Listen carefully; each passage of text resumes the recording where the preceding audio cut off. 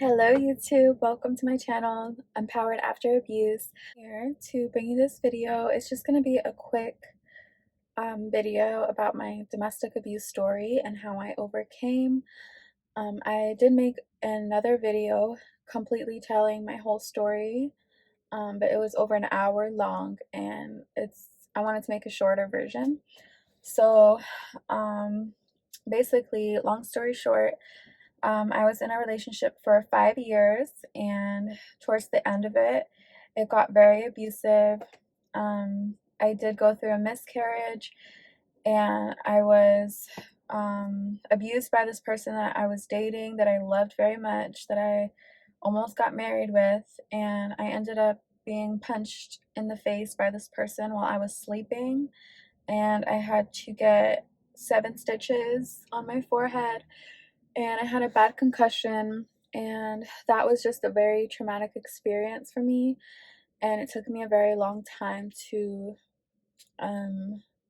be okay with talking about it and helping others that are in the situation. That's all I really want to do. I realized that we go through these situations so that we can be able to help other people that are coming out of it. So I want to just give my advice on everything that I did once I left that relationship and how it has changed my life for the better. After that happened to me, um, it took a very long process to be able to even be comfortable talking about it, or to be able to live my life in peace again, because I had a lot of peace that was taken away from me. And now I just live a very beautiful life, and I'm very peaceful. My mind is peaceful. I have no anxiety anymore. And I want to share how you can be able to still live your best life even after abuse and after having a traumatic experience happen to you. So, the first, number one thing, I mean, there's not really an order to do these things, but the things that I did, and I basically healed myself without going to therapy or going to um, a doctor. I did go to the hospital when I had to get my stitches and everything, but the emotional trauma and the inner trauma lasts longer than the physical trauma.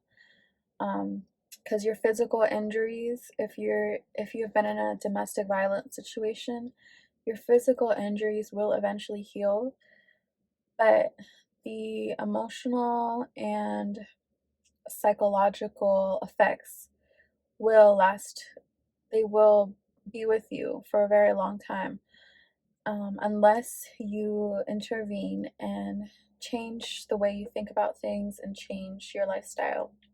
So the first thing I did was I started to meditate more.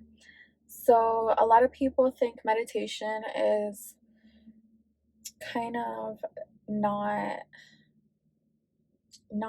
real. Like, I don't know, they don't think it really works.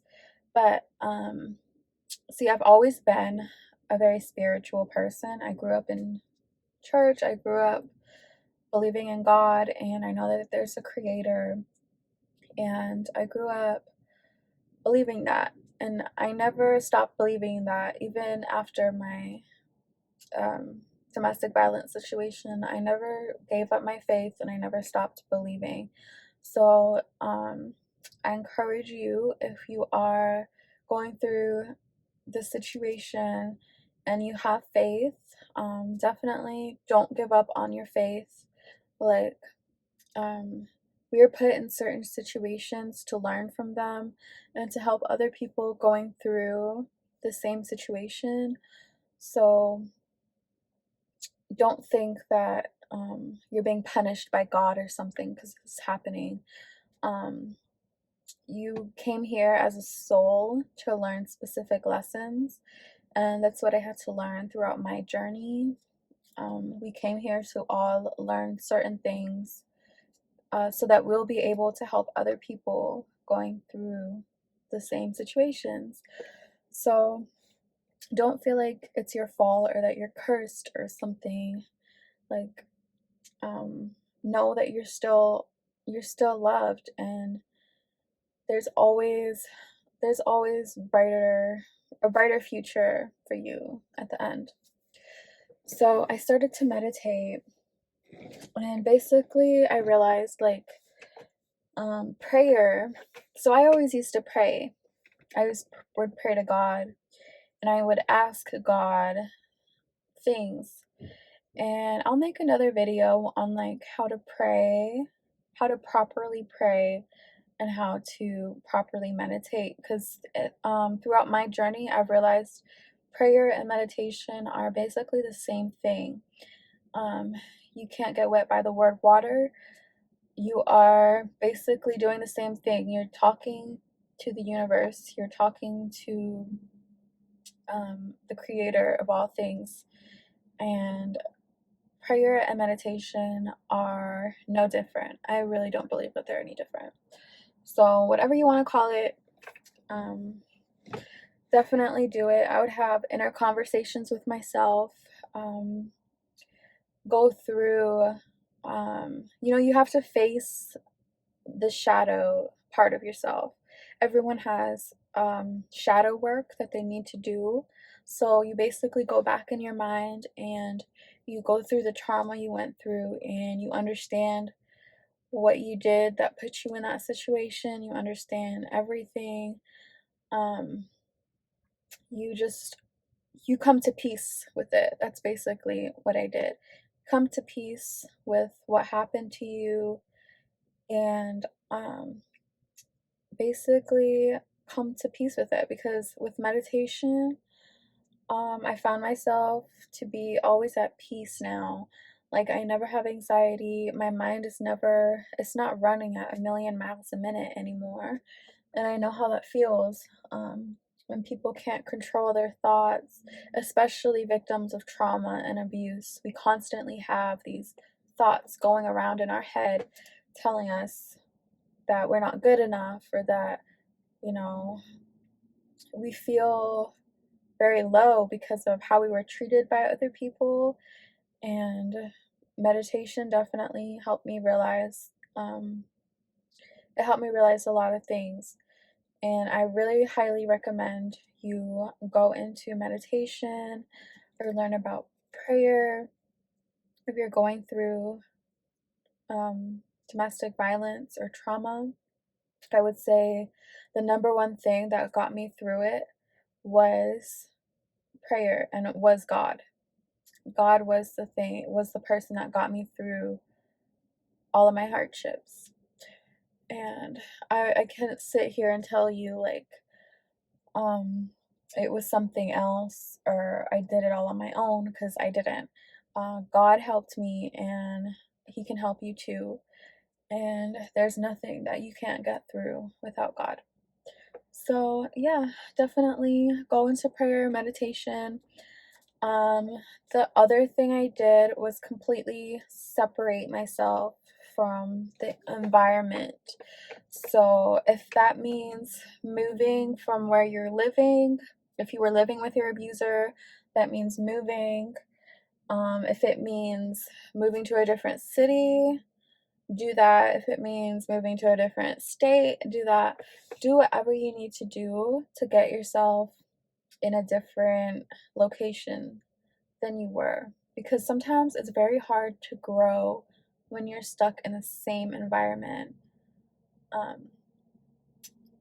It is true though, because usually when I left my hometown city, there was a lot of negative energy that was there. And usually when you move out of somewhere that you grew up and know a lot of people, it can be very freeing for you. You feel like, you have a whole new chapter in life. You have a whole new outlook now that your environment is different. You're not stuck in the same place that this occurred.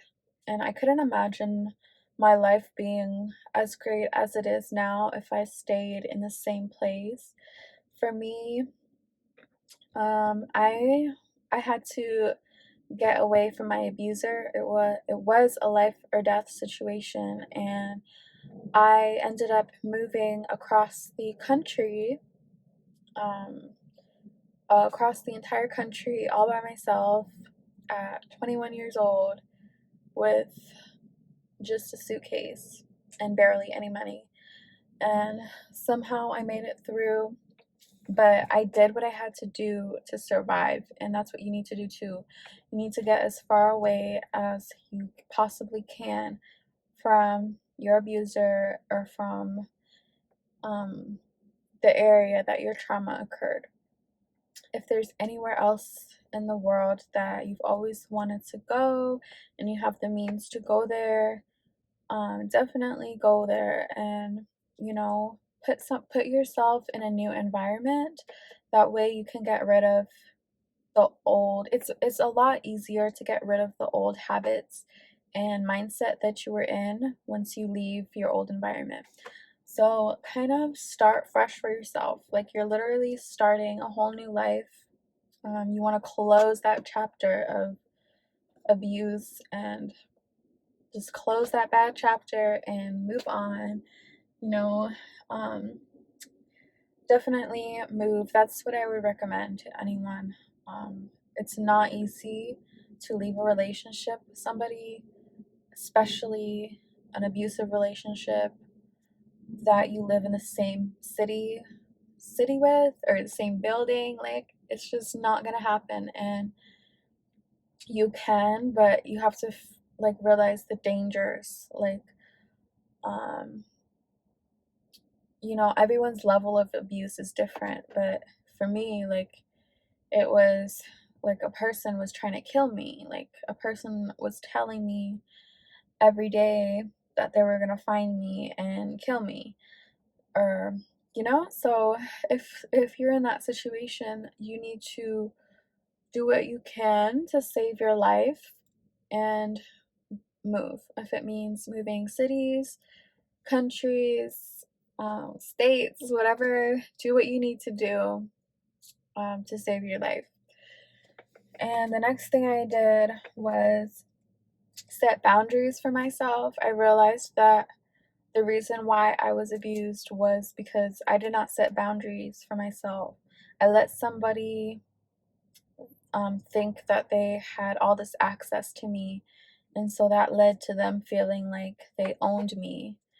And I felt owned by this person, and I felt like um, I basically felt like, you know, a slave kind of. And you want to set boundaries for yourself with every relationship that you get into. If you meet someone new, whether it be dating, friendships, you want to set boundaries for yourself. Boundaries as in what you're willing to do. Like if you're in a relationship with that person, just be clear about, you know, what you're comfortable with. Like for me, after my abusive relationship, being punched in the face in my sleep, after that, I had a very hard time sleeping, like actually sleeping. I was very paranoid, I was very anxious, and I had a very hard time sleeping in bed with other people. Um, it was just uncomfortable. Like um, I constantly felt like somebody was going to hurt me. So I really wanted to, um, I just didn't feel comfortable sleeping in the same bed with other people after that. You know, when you really trust somebody and they violate you and hurt you in your most vulnerable moment, which is when you're sleeping, um, it's very hard to trust other people ever again. And so for me, that was a big boundary of mine at first, was being able to just be on my own. Like I just wanted to be alone. I didn't want to really date anyone or go out. So I always had very strong boundaries. I have boundaries with, um, you know, when you can call and text me, when you can take when we see each other, take each other out, like stuff like that. Like you want to have boundaries with yourself, because the reason why these abusers abuse you is because you had no boundaries, and you didn't give them, you didn't let them know that you have the respect for yourself to not let anyone else cross certain lines that you set for yourself. So definitely have boundaries. I'll make a whole another video on boundaries, how to make good boundaries after an abusive relationship. After boundaries, I focused on my mind, body, and soul. So basically, I started exercising more, taking great care of myself, going to the gym, working out more, eating better. Doing those things will help you, it'll help heal you. Taking care of your, I have hiccups. Taking care of yourself, um, definitely works to heal yourself fast. Um, Working out is a stress reliever. It relieves your stress, it gives you more energy, and it clears your mind, and it helps you think clearer. So definitely keep your mind healthy, your body healthy. Do whatever you can to take best care of yourself, because a lot of the times when you're coming out of a situation like that, you're very depressed and you don't feel like you have the energy to. I remember when I was in my domestic violence situation, I had no energy. I was depleted. My soul was tired. I had no energy. I would lay in bed and all day, and I wouldn't even have the energy to get up and brush my teeth, to be honest. Like, that's depression. Like, when you're really depressed and you have no energy, or no wanting to even get out of bed to do things, um that's depression. And so I would recommend doing whatever you can to um make a routine for yourself, get yourself out of um that mindset of, you know, hopelessness. That's what it is. It's just hopelessness. You feel very hopeless, like nothing is gonna be able to work out for you, and that's not true. That's not true. Don't listen to that voice in your head. Another thing is realizing that your thoughts are not actually your thoughts. Your thoughts are, they're just thoughts, but you are not your thoughts. So I started to separate myself from the thoughts that I was having.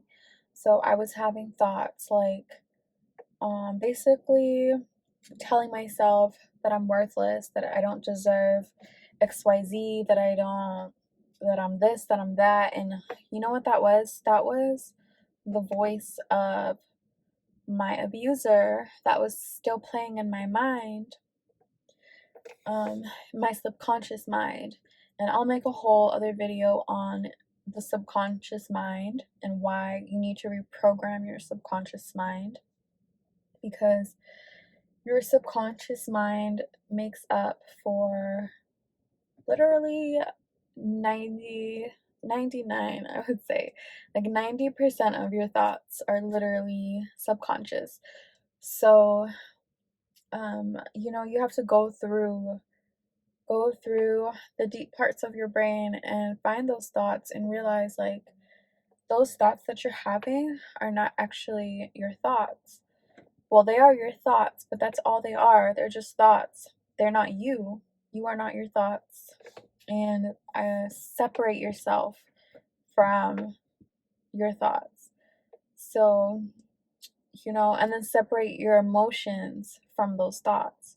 So, if I would have a thought that tells me that I'm worthless, and then my emotion attached to that thought is sad and hopeless.